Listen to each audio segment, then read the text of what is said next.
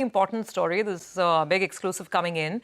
CNBC-TV18 has learned that RBI is internally discussing whether to allow foreign banks to have a higher shareholding in Indian banks. The current limit is 15%. The internal RBI discussions are on to raise this particular limit. We have Lata joining in with this exclusive.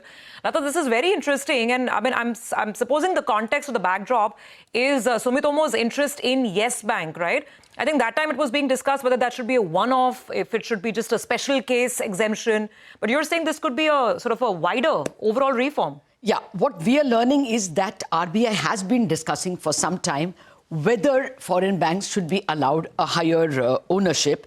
And sources say that unless RBI comes to an internal agreement, they will not put it up for public discussion.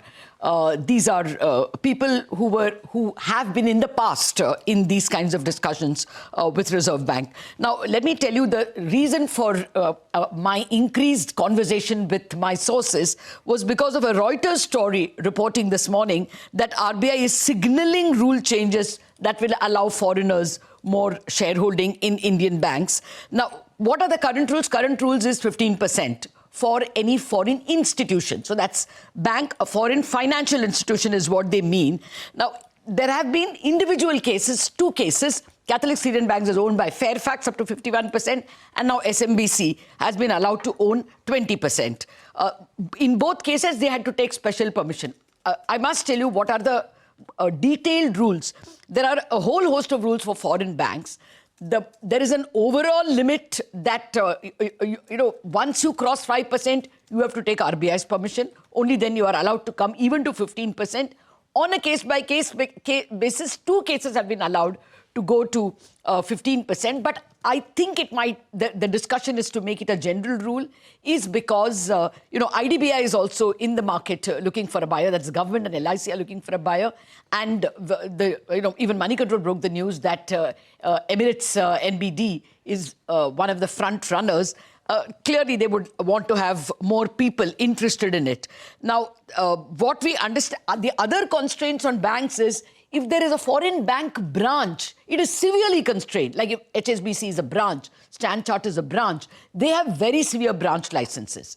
If you're a fully owned subsidiary, like SMBC set up, then you have the same restrictions as an Indian bank. Overall ownership, FPI plus FDI in banking is 74%. So there are all these rules, but the overarching rule is no one entity can have more than 26% voting right in any bank. This is not an RBI rule. This is the Banking Regulation Act that again kind of hits against an Emirates NBD or a SMBC who want 50%, 51%, but who can get only 26% voting rights. But that is not under discussion. It's not even the RBI's purview. And finally, will Indian private sector manufacturing companies be allowed to own, stakes in banks?